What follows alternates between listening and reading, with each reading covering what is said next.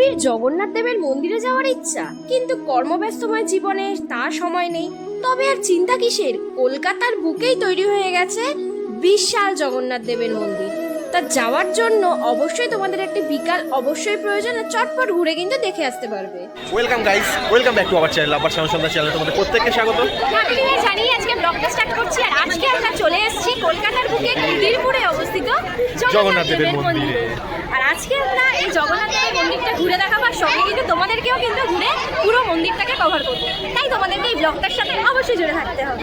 চলো let's go. মন্দিরে এন্ট্রির মুখেই ঠিক বাদিকে গাড়ি পার্কিং করে তোমরা মন্দিরে এন্ট্রি নেবে, আর তার বাদিকেই রয়েছে জুতো রাখার সুন্দর ব্যবস্থা। আর সঙ্গে যদি থাকে মূল্যবান জিনিস, তা তোমরা লকারে অবশ্যই রেখে দিতে পারো। আর মিডিলে রয়েছে এরকম একটা গাছ, যেখানে সবাই মনস্কামনা পূরণের মানত করে। আর ডান দিকে রয়েছে মা বাট মঙ্গলার মন্দির। চলো তোমাদের মন্দিরের ভেতরটা একটু ঘুরিয়ে দেখাই।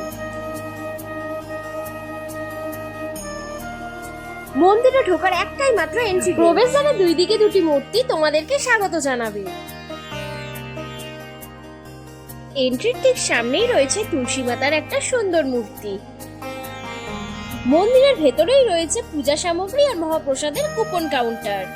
এর ঠিক পাশেই রয়েছে ফুলের দোকান, তাই ফুল না নিয়ে আসলে কোনো চিন্তাই নেই। এখানে তোমরা ওয়াশরুম, বেসিন আর পা ধোয়ার সুন্দর ব্যবস্থা পেয়ে যাবে। আর এদিকেই রয়েছে ধূপ আর ঘি প্রদীপ জ্বালানোর সুব্যবস্থা। পুরোনো বছরের সমস্ত খারাপকে দূরে ফেলে রেখেই আমরা নতুন বছরের রিসলিউশন নিলাম, যাতে আমরা খুব ভালো করে সমস্ত মানুষকে চিনতে পারি। এটাই জগন্নাথ দেবের কাছে চাওয়া। আর এটা হচ্ছে যজ্ঞালয়, এখানে বিভিন্ন অকেশনে যজ্ঞ হয়ে থাকে। এবার চলে যাব জগন্নাথ দেবের মূল গর্ভগৃহে। তার জন্য কিন্তু সিঁড়ি দিয়ে একদম চললাম জগন্নাথ দেবের দর্শনে। আর দেখো, বছরের প্রথম দিনেই কিন্তু অসংখ্য দর্শনার্থীর ভিড় ছিল। আর তা উপেক্ষা করেই কিন্তু আমরা জগন্নাথ দেব, বলরাম ও সুভদ্রার দর্শন পেয়ে গেলাম। আর এক কথায় কিন্তু অসাধারণ লাগলো। আর জগন্নাথ দেবের মন্দিরের ঠিক পাশেই ছিল সিদ্ধিদাতা গণেশের একটা ছোট্ট মূর্তি।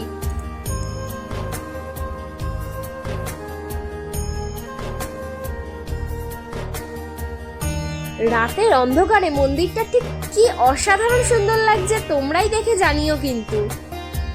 আর মন্দিরের সামনেই কিন্তু রয়েছে সুন্দর বসার জায়গা, কিছুক্ষণ ফটো সেশন তোমরা করে নিতে পারো। তাছাড়াও কিন্তু অনেক ছোট ছোট বাচ্চারা এখানে খেলাধুলা করছিল, আর তাদের কিন্তু কিচিরমিচির সেই শব্দ পুরো একটা অপূর্ব মহিমাময় জগৎ তৈরি করেছিল। ওপর থেকে মন্দিরের নিচটা ঠিক এই রকমই লাগছিল, আর ওইখানে দেওয়া হচ্ছিল প্রসাদ। এবার কিন্তু আমরা গিয়ে অবশ্যই মহাপ্রসাদটা গ্রহণ করব।